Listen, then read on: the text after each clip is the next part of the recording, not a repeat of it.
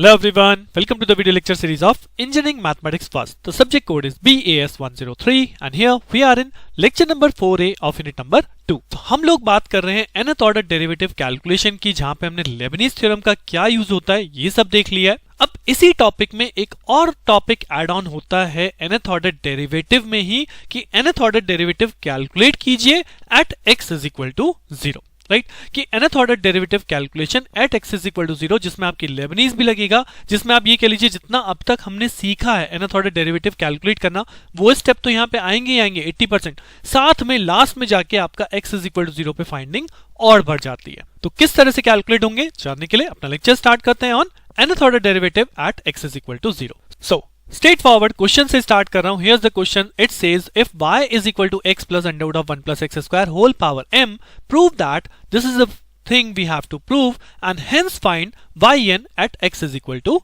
0, right. So अगर आप question को देखेंगे तो क्वेश्चन कुछ सिमिलर वे में ही है जैसा अभी तक हमने किया है। We have given a y function, उस बेस पे हमें yn प्लस 2 वाली इक्वेशन को ड्राइव करना है, यानी कि जाहिर सी बात है इसको हमें one time then second time differentiate करना होगा, y2 तक जाएंगे तभी हम लेबनीज अप्लाई कर पाएंगे, राइट। और उसके बाद एक फर्दर स्टेप इसमें इंक्रीज हो जाता है, hence find yn at x is equal to 0। अब इसी क्वेश्चन को लास्ट पेपर में ऐसे ही पूछा जाता है कि like if y is equal to x plus under root of 1 plus x square whole power m, then find yn at 0, यानी कि सिंपली यही सेम चीज है, बट इसमें हमने प्रूव करने को नहीं बोला। 10 मार्क्स का क्वेश्चन ये भी लास्ट ईयर पूछा गया है। Most of the time question को रिड्यूस करने के लिए इसी फॉर्मेट में डाल दिया जाता है कि we have to calculate yn at x is equal to 0। तो सॉल्व कैसे करेंगे? सॉल्व करने के लिए पहले स्टेप वही है जो अब तक हम करते आ रहे हैं, यानी इस इक्वेशन तक हमें पहुंचना है। और वो कैसे पहुंचते थे? सबसे पहले हम लिखते हैं y is equal to given value that is x plus under root of 1 plus x square whole power m। हम यहाँ पे फर्स्ट डेरिवेटिव कैलकुलेट करें तो क्या लिखेंगे? y1 is equal to m यहाँ पे पहले आ जाएगा, उसके बाद ये बनेगा x plus under root of 1 plus x square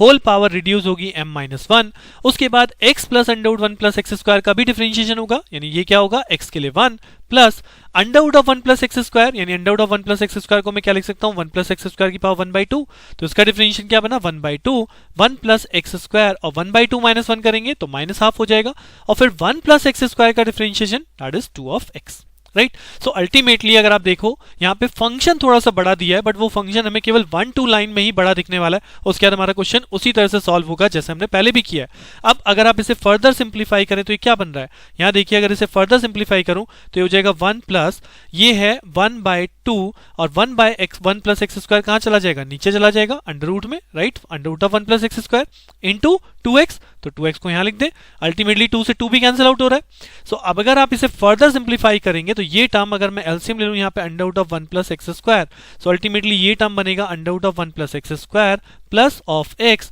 और इस टर्म को अल्टीमेटली मैं किसमें मल्टीप्लाई कर रहा हूँ? अल्टीमेटली मैं मल्टीप्लाई कर रहा हूँ m into x plus under root of 1 plus x square to the power m minus 1। What is the value of this? This is y1, right. So अब यहाँ पे हम देख सकते हैं कि बेसिकली क्या हो रहा है। फर्दर स्टेप अगर आप देखोगे, ये x plus under root of 1 plus x square जो बना है ये इसके साथ मल्टीप्लाई होगा, तो इसकी अल्टीमेटली एक पावर कम हो जाएगी ना, यानी ये मल्टीप्लाई होने के बाद क्या रिड्यूस हो जाएगा? ये रह जाएगा m। सो ये बनेगा m into this factor power m divide by under root of 1 plus x square, और ये under root of 1 plus x square ultimately कहाँ जाएगा? ये जाएगा लेफ्ट हैंड साइड पे मल्टीप्लाई में, राइट। सो हमारी इक्वेशन क्या बनेगी? हमारी इक्वेशन बनेगी under root of 1 plus x square multiply by y1 is equal to m multiply by this factor power m,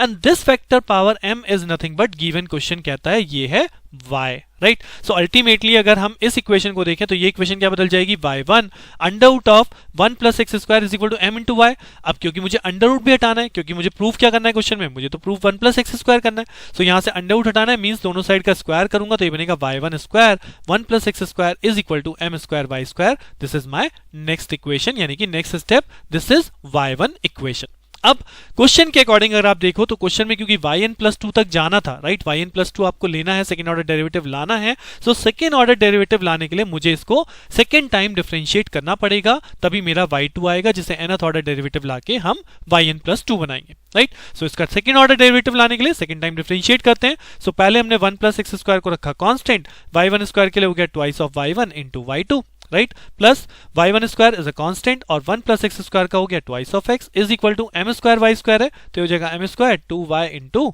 y1। सो फिर से देखिए आप यहाँ पे वही सेम स्टेप बन रहा है कि 2y1 टर्म अगर मैं कॉमन ले लूं सभी टर्म्स में से तो जो हमारा रिडक्शन बचेगा वो क्या बचेगा 1 plus x square y2 plus यहाँ पे बचेगा x ऑफ y1 और इस टर्म को अगर मैं लेफ्ट हैंड साइड पे ले आऊंगा तो यहाँ बचेगा m square y is equal to 0। अब इस टर्म पे फर्दर हम क्या लगाते हैं लेबनीज थ्योरम, क्योंकि हमें ड्राइव करना है 1 plus x square y n plus 2। तो जो सेकंड ऑर्डर डेरिवेटिव इक्वेशन आई है इस पे हम लगा देंगे लेबनीज, और लेबनीज क्या कहता है यहाँ पे लिख देंगे using Leibniz theorem n time differentiation gives 1 plus x square, यहाँ पे टर्मिनेटिंग फंक्शन है तो y2 को हम लिखेंगे y n plus 2, then 1 plus x square is a constant term plus y n plus 2 को हम एक बार रिड्यूस करेंगे तो ये हो जाएगा y n plus 1, 1 plus x square को डिफरेंशिएट करेंगे ट्वाइस ऑफ एक्स, फिर उसके बाद nc2 वाई एन प्लस 1 को फर्दर रिड्यूस करेंगे वाई एन और 2x को फर्दर डिफरेंशिएट करेंगे so 2 this is the first expansion right. Similarly x y1 को एक्सपैंड करेंगे तो ये हो जाएगा x is a terminating function constant, y1 का हो जाएगा yn प्लस 1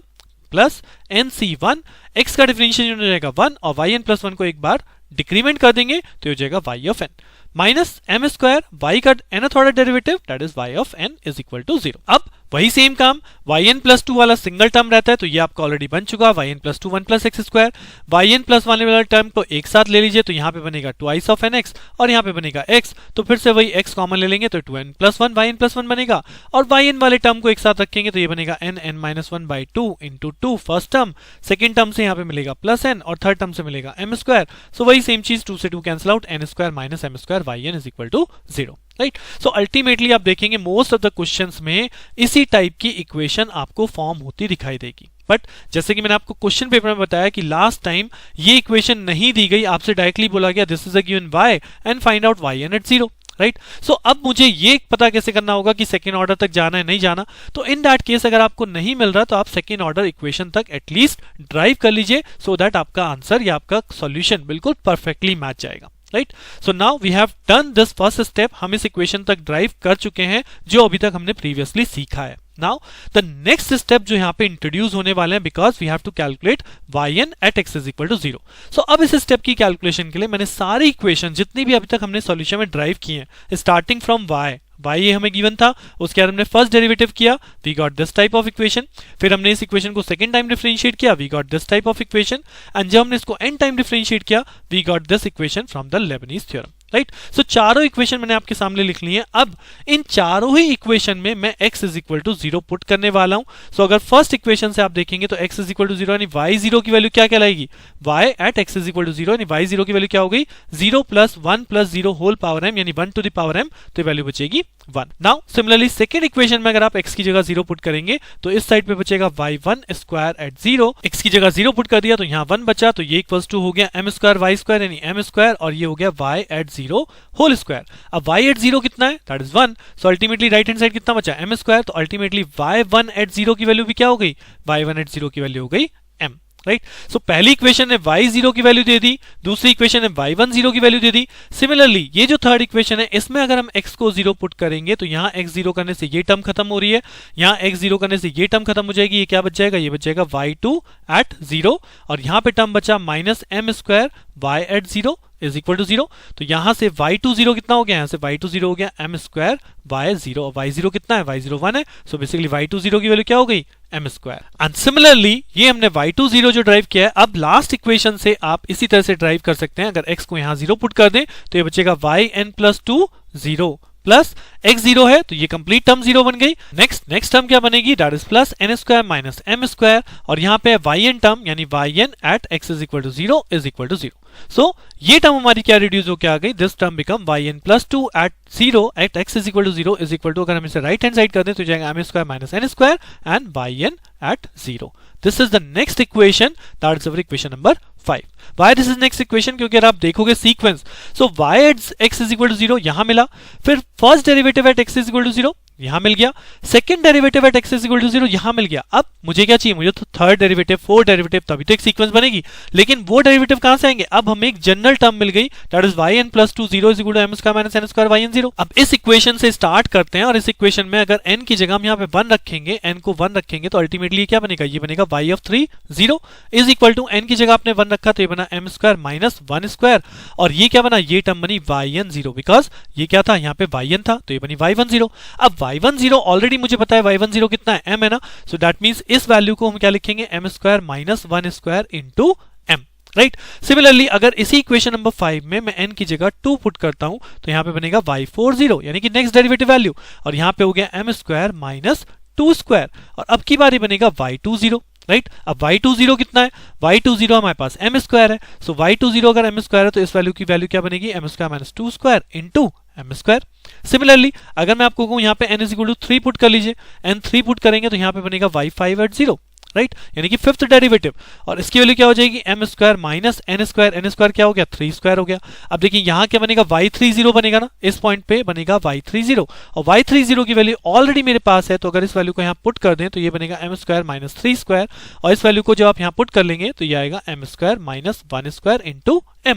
सिमिलरली आप n इज इक्वल टू 4 रख के देख लीजिए, n इज इक्वल टू 4 रखेंगे तो क्या बनेगा, y6 एट 0, तो y6 यानी कि 6 डेरिवेटिव जो बनेगा वो बनेगा m square minus 4 square into y40, और अल्टीमेटली y40 भी हम कैलकुलेट कर चुके हैं, अगर इसे यहाँ रख दें तो m square minus 4 square, m square minus 2 square into m square. तो यहाँ पे कोई सीक्वेंस बनती हुई नजर आ रही है, जी हाँ सीक्वेंस बनती हुई नजर आ रही है, क्या कि अगर n इज इक्वल टू 1 है तो क्या मिल रहा है, 2 है तो क्या मिल रहा है, 3 है तो क्या मिल रहा है, 4 है तो क्या मिल रहा है। तो हमें इन जनरल लिख सकते हैं कि इफ n इज ऑड तो हमें फंक्शन की वैल्यू क्या मिल रही है, यानी डेरिवेटिव की वैल्यू क्या मिल रही है, and if n is even तो उस केस में मुझे डेरिवेटिव की वैल्यू क्या मिल रही है, यानी what is yn0, right, because ये क्या है, ये तो डेरिवेटिव वैल्यूज ही तो है at x is equal to 0। तो इन जनरलाइज अगर मुझे लिखना है yn0 की वैल्यू लिखनी है तो मैं n is equal to odd के लिए अलग मिल रही है मुझे value, right, n is equal to even के लिए अलग मिल रही है, और यहाँ भी देखिए कैसे मिल रही है, अगर आपका यहाँ 3 है यानी n सफिक्स 3 है तो यहाँ पे आप कितना जा रहे हो, m स्क्वायर माइनस 1 स्क्वायर तक जा रहे हो,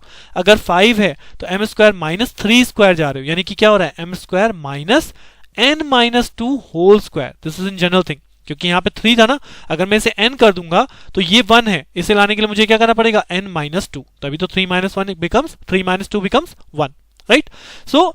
इन जनरल जब मुझे लिखना है इन इक्वेशन से, तो इन जनरल इक्वेशन क्या बनाई, देखिए yn0 इज इक्वल टू यहाँ पे क्या था हमारा, m square minus 1 square into m, और जब हमने 5 रखा तो m स्क्वायर माइनस 3 स्क्वायर हुआ, अगर मैं 7 रखूंगा तो m स्क्वायर माइनस 5 स्क्वायर होगा, यानी 2 कम हो रहा है ना, तो इसलिए यहाँ पे लिखा है m square minus n minus 2 whole square dot dot dot dot multiplication continues कहां तक, m square minus 1 square into m तक, कब, जब n हमारा ऑड है। और वहीं पे अगर n हमारा इवन होता है तो देखिए सेम चीज चल रही है, जब n को आपने 4 रखा तो m square minus 4 square into m square है, जब 6 रखा तो m square minus 4 square then m square minus 2 square then m square है, यानी 6 के रिस्पेक्ट में भी माइनस कौन सा जा रहा है, 4 जा रहा है, n माइनस 2 टर्म ही जा रही है, तो अगर इन जनरल रखेंगे इसे भी तो ये भी क्या कहलाएगा, m square minus n minus 2 whole square dot dot dot m square minus 2 square dot m square for n is even, right. So this is the way how we find yn0, ठीक है। इसमें यहाँ पे आपको पहले Lebanese apply करनी है, first part जो है क्वेश्चन का, जैसे आप कह सकते हैं 5 to 6 मार्क्स,